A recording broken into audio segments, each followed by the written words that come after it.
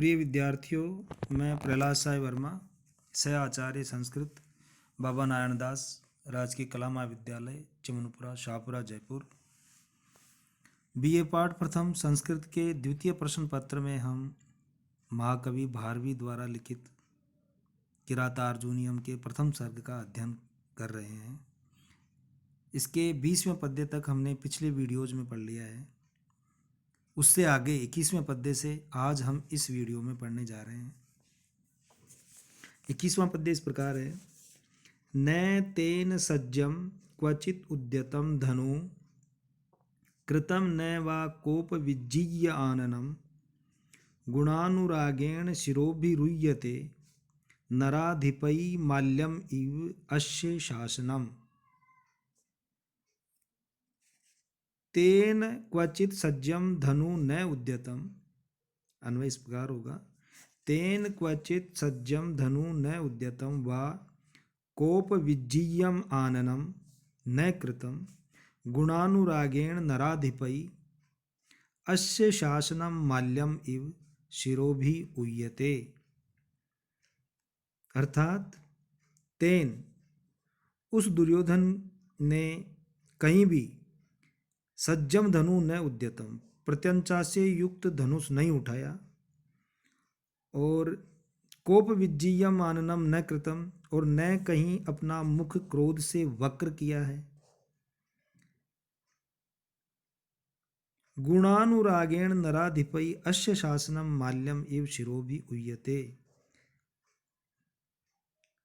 नराधिपै यानी अन्य राजा लोग भी उसके गुणों के अनुराग से, गुणानुरागेण गुणों के अनुराग से उसकी, उस सुयोधन की शासनम आज्ञा का माला के समान शिरोधार्य करते हैं। उसकी आज्ञा को माला के समान, माल्यम इव अर्थात माला के समान शिरोभि उह्यते अपने सिर पर धारण करते हैं, शिरोधार्य करते हैं। दुर्योधन का अपने अधीनस्थ राजाओं के प्रति मित्रतापूर्ण व्यवहार है। दुर्योधन के शील व सौजन्य आदि गुणों से सभी राजा लोग इतना प्रेम करते हैं कि उसके मित्र बने हुए वे उसके आदेश को उसी प्रकार शिरोधार्य करते हैं कि जिस प्रकार माला को धारण किया जाता है। इसलिए कभी ऐसा अवसर ही उपस्थित नहीं हुआ कि उसे किसी को दंड देने के लिए धनुष उठाना पड़ा हो या आदेश का उल्लंघन करने पर मुख टेढ़ा करना पड़ा हो। ऐसा कभी हुआ ही नहीं। इस पद्य में उपमा अलंकार है। माल्यम युग में उपमा अलंकार है। और जैसा कि हम सबको पता है कि प्रथम सर्ग में वंशस्थ छंद है, तो पूरे सर्ग में वंशस्थ छंद चल रहा है। अंतिम पद्य में जाके छंद परिवर्तित होगा। 22वां पद्य है। स यौवराज्ये नव यौवनोद्धतम निधाय दुःशासनम इद्ध शासन मखेषु अखिन्नो अनुमते पुरोधसाधिनोति हव्येन हिरण्यरेतसम। अन्वय इसका इस प्रकार होगा।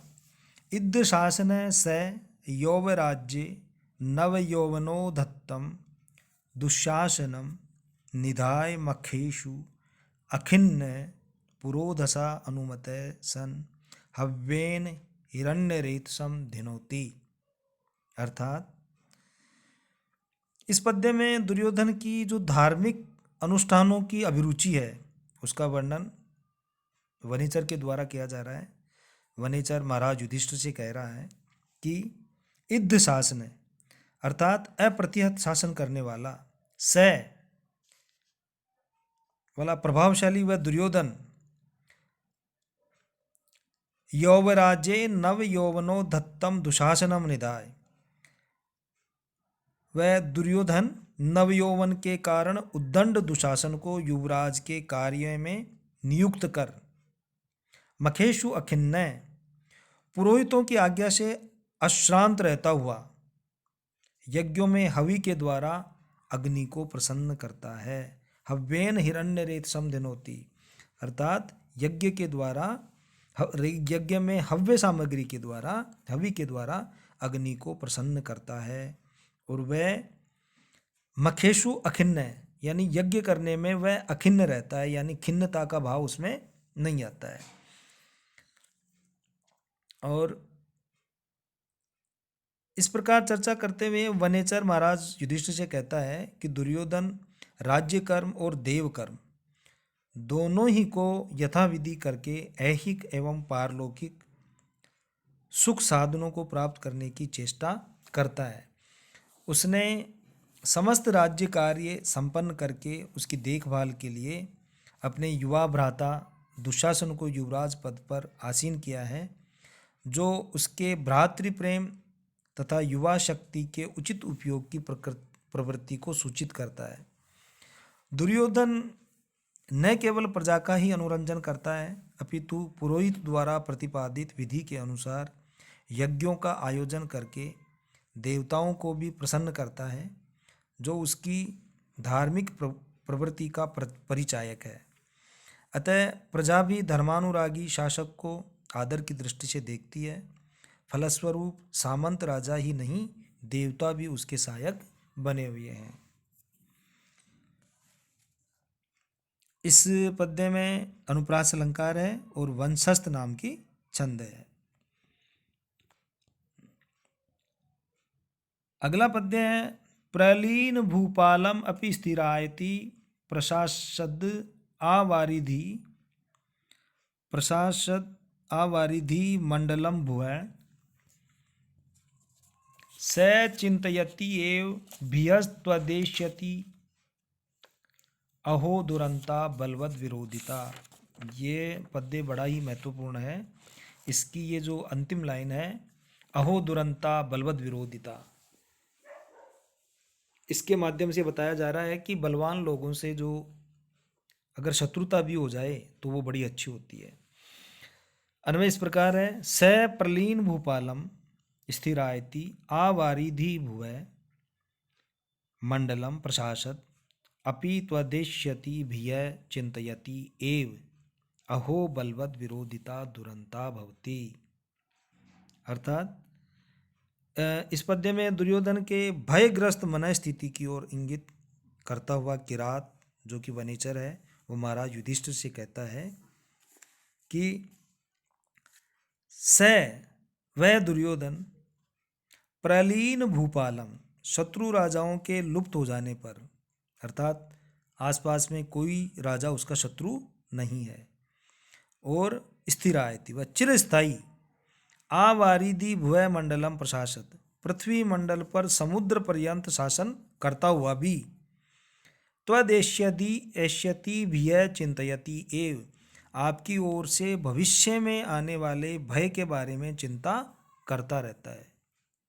अहो बलवद विरोधिता दुरंता भवति, अहो बलवान से विरोध बुरे अंत वाला होता है।